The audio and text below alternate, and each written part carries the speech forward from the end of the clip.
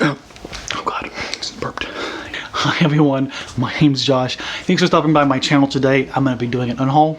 I'm trying to push myself to unhaul books slowly but surely because I have too many, more than I probably will have time to read anytime soon. And in order to do that, I have to do some hard picks, and I'm hoping to get some feedback from y'all if you're willing to give it on books that if you think it's a good idea to get rid of, or if you think it's hey Josh, you should give this a chance, either because you really liked it or because you know what I like and you think I might like it. So if you could really help me, I'd really appreciate it.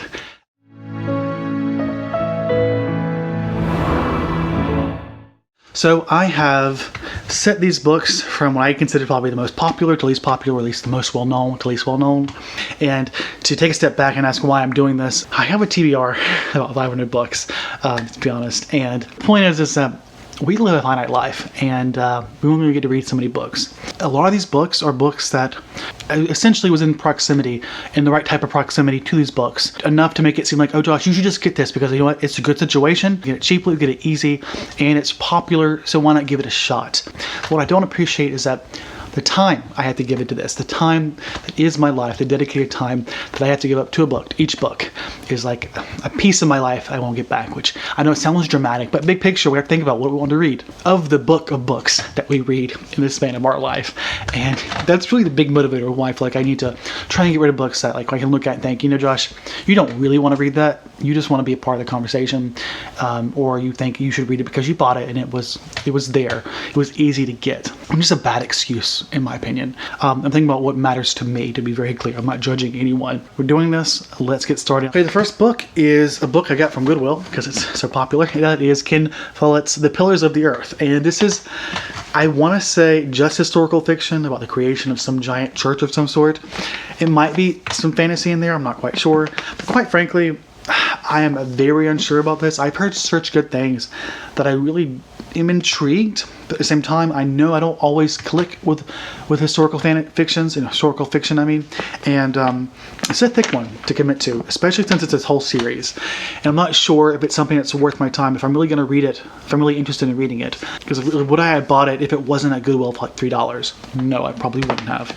So I'm thinking it's not worth it. Next is very popular book on BookTube, I think, maybe back in the day at least. That is Wayward Son. Nope, that's a song. Carry on my wayward son. Okay, sorry. Supernatural's in my head. Rainbow Rowell's Carry On.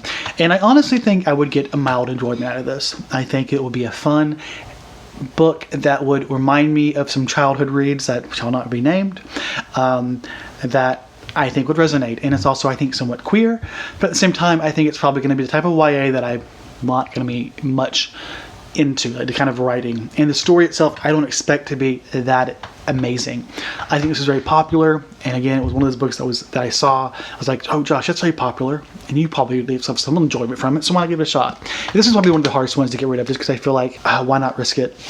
But realistically, I'm not sure there's really much I'm going to get from this. That's that one. Next is a book that I got from a local bookstore that is, I think it's vampires, and I think it's gothic.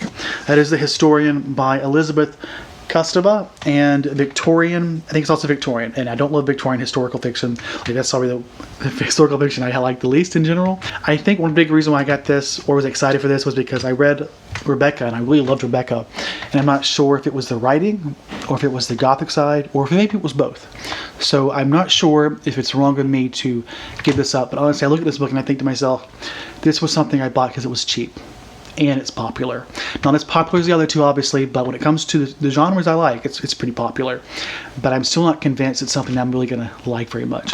Now I'm going to jump out of order in my list here, because I have another vampire book that I'm thinking about here, which honestly is largely an intellectual read, and I'm not opposed to reading things for intellectual experience, but I also don't want to waste my time on something I think will be a fruitless effort if I don't think I'm going to appreciate it. And I'm very worried about this because I've heard The Accursed by Joyce Carol Oates. I think this is vampires. It might be a ghost story. And this tells a story of either a vampire or ghost story, but from the perspective of a historian accounting a series of documents. I think that would make for a fascinating, I wouldn't even say experience, but a fascinating structure to try and dissect. So that's really what's driving me here. And I honestly, I ended up buying the audiobook on cassette tape, I think it was, or was it on CD? It was on CD and I converted it to digital, so I had the audiobook because I don't know if it was available on Audible. point is, I paid for the CD of the audiobook for this. And I do have intellectual curiosity.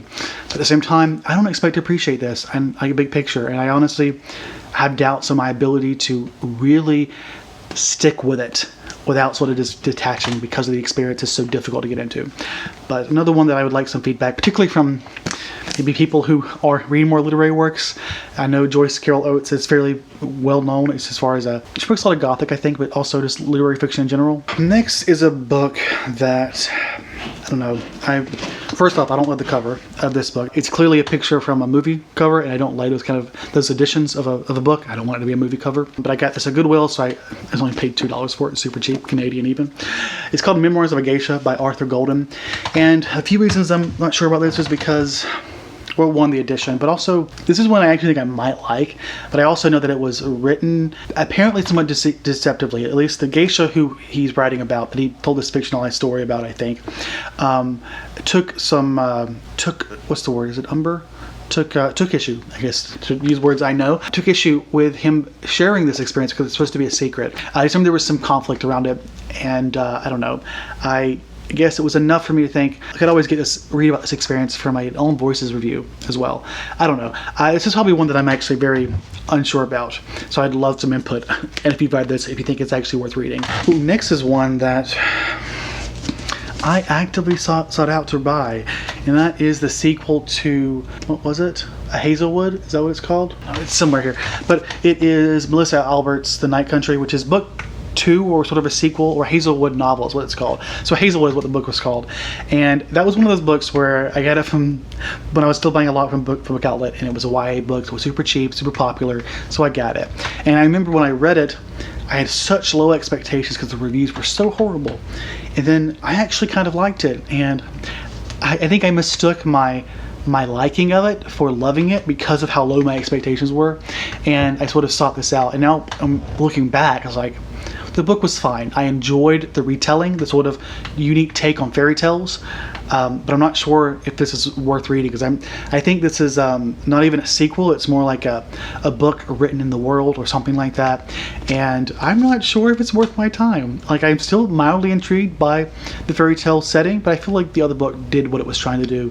And if I want more fairy tale retellings where, like, those are, like, there are other YA books I have that I don't think I'm gonna like the writing or even like the story overall, but I'm intrigued by the fact that it's a retelling, and I'm still going to read it. My logic does not make sense, I know. I'm not asking it to, but big picture, I'm getting rid of this.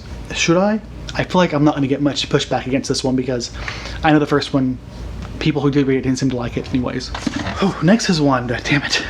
I didn't realize how difficult it was going to be. I keep thinking about these being easier than I thought they were, or they're actually harder, I mean. And that is going to be Alice Isn't Dead by Joseph Fink. And this is based off a podcast by the same people who did Welcome to Night Vale. And I read Welcome to Night Vale, and I did not love the book. I love the podcast, but the book was not great. That's because the serialized narrative of the podcast you ever read, or listened to rather, Welcome to Night Vale, it works really well in a short form, but when you try to expand it in a long form, it falls apart. And that's because the approach is sort of like this absurdist Lovecraftian tale that is somewhat comedy, somewhat Lovecraft. And in a podcast in a short form, it works really well because you're getting it in bite-sized chunks. When you try and write a full narrative in a world that is completely nonsensical, with things are meant to be absurd, that absurdity sort of falls apart if you try and tell the same story that you do in the podcast. I think that's what they did.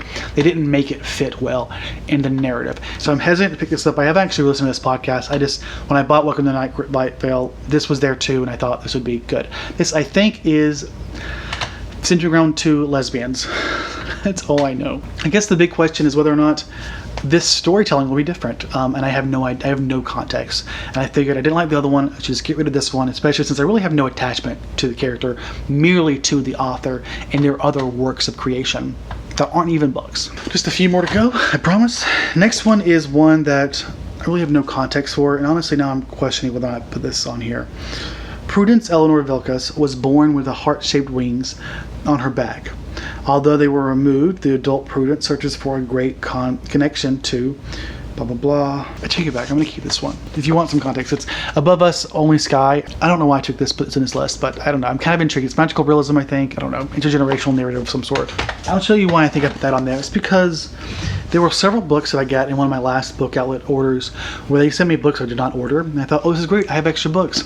But they keep sitting on my shelf, and every time I look at them, I get no extra interest. I have completely disinterested from them. Even when I look them up, they just don't seem that interesting to me. And so I'm getting rid of them, at least this one. That is The Confessions of Frannie Langston by Sara Collins. And I don't know much about this, honestly. I think it might be, you know what, I'm not interested. I've never heard about this from anybody else. I just got this book and I thought, oh cool, new book. But really, I have no interest in it because I didn't buy it. And if you think I should be interested in it, let me know. Next is a book that I bought because, why not? Because I suck. And that is Return to Fear Street by R.L. Stine. You May Now Kill the Bride. And why did I buy this? It was because I liked R.L. Stine as a kid on TV. I never even read his fucking books, but I still bought this continuation. It's basically his rip-off of his own work because it was cheap and it was there. I could pick this up, and I probably would at some point because of that sentimental value I have to this name, but that would ultimately be a waste of my time. I'd probably be better off just picking up watching one of his old shows that I actually care about, or maybe picking up one of his older books that he's been praised for instead of just picking up a new one where he tries to continue where he left off, which maybe it's good, I don't know, but I do not think I'm coming at this book for the right reasons, which is why I think I should get rid of it. Next is The Kitchen House by Kathleen Grisom, and this is on a plantation in Virginia. A dark secret will expose the best and the worst in people and could tear the kitchen house apart. And I think one of the reasons why I originally bought this was because I have an audiobook, deals with a similar stories, and I think I bought this thinking that it was that book. But this was not that. This is another story that is written by a white woman. And I don't know, partly because it's not the book I wanted it to be, and because I'm not really in the mood to read a slave narrative written by a white woman. I've gotten rid of books like The Help because of that kind of thing. I know that wasn't a slave narrative, but you know what I mean. I tried to write the black experience from the white gaze, and I'm just not interested, honestly, and I'm getting rid of this book because of that. It's another book where I feel like I should read it just because it's there, and it might be somewhat interesting, but ultimately I feel like there are better books. If I want this kind of experience, there are better books out there. It's not worth my time. I want to reiterate, the language that I'm using is purely like towards myself. Other people have their own reasons for reading things, and it's completely valid. It's generally valid. I mean, we can debate. I am very judgmental, but finally, the last book here is a book by an author who's very popular, and that is Peter Straub.